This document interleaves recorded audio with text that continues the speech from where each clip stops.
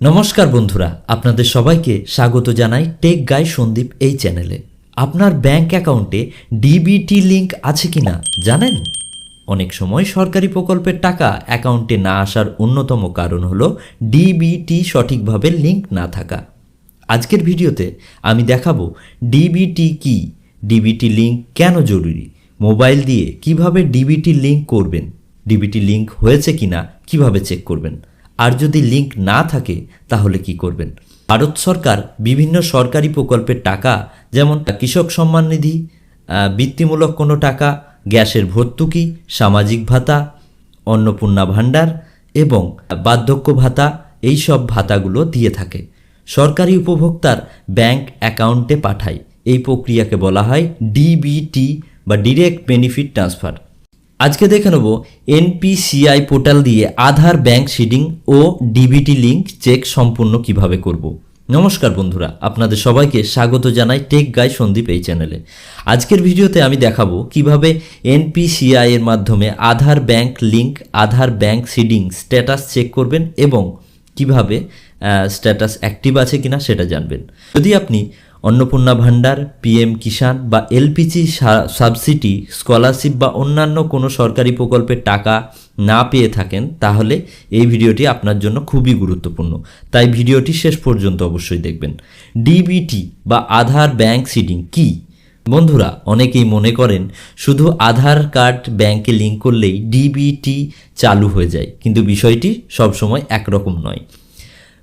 আধার bank seeding হলো আপনার আধার নাম্বারকে একটি ব্যাংক অ্যাকাউন্টের সঙ্গে যুক্ত করার প্রক্রিয়া। এরপর এনপিসিআই ম্যাপার এই ব্যাংকটি ডিবিটি গ্রহণের ম্যাপ হলে অনেক সরকারি প্রকল্পের টাকা সেই অ্যাকাউন্টে পাঠানো হয়। তাই আপনার আধারের সঙ্গে কোন ব্যাংক ম্যাপ করা আছে সেটি জানা খুবই গুরুত্বপূর্ণ। কি কি লাগবে এই লিঙ্কটা করার জন্য? আধার নাম্বার, আধারের সঙ্গে যুক্ত মোবাইল নাম্বার, ওটিপি। প্রথমেই দেখে নেব এনপিসিআই আধার ব্যাংক সিডিং স্ট্যাটাস কিভাবে চেক করব।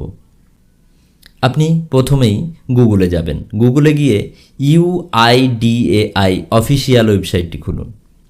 12 সংখ্যার যে আধার নাম্বারটি আছে এখানে লিখুন, তারপরে ক্যাপচা কোড দিন, তারপরে সেন্ড ওটিপিটি ক্লিক করুন। আধার রেজিস্টার করা মোবাইলে আসা ওটিপি দিয়ে লগ ইন করুন। এরপর আপনার ব্যাংক সিডিং স্ট্যাটাস দেখতে পাবেন।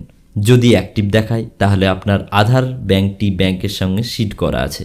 কোন ব্যাংকের ডিবিটি অ্যাক্টিভ আছে, স্ট্যাটাসে যদি কোনো ব্যাংকের নাম দেওয়া থাকে তাহলে বুঝবেন বর্তমানে সেই ব্যাংকের অ্যাকাউন্টটি ডিবিটি গ্রহণের জন্য ম্যাপ করা আছে।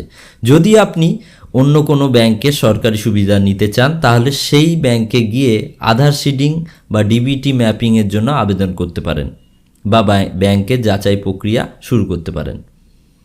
যদি কোনো ব্যাংকের নাম দেখায় বা স্ট্যাটাস সক্রিয় না থাকে তাহলে নিকটস্থ ব্যাংকের শাখায় যান। আধার সিডিং বা ডিবিটি ম্যাপিংয়ের জন্য আবেদন করুন। কেওয়াইসি সম্পূর্ণ আছে কিনা নিশ্চিত করুন। কয়েকটি দিন পরে চেক করবেন, স্ট্যাটাস চেক করে দেখে নেবেন অ্যাক্টিভ না ইনঅ্যাক্টিভ রয়েছে। গুরুত্বপূর্ণ সতর্কতা যেটা হচ্ছে, আপনার এই সময় ওটিপি বা পাসওয়ার্ড কাউকে জানাবেন না। আশা করি আজকের ভিডিওটি আপনাদের কাজে লাগবে। ভিডিওটি ভালো লাগলে লাইক করুন, শেয়ার করুন এবং টেক গাই সন্দীপ এই চ্যানেলটিকে সাবস্ক্রাইব করে পাশে থাকুন।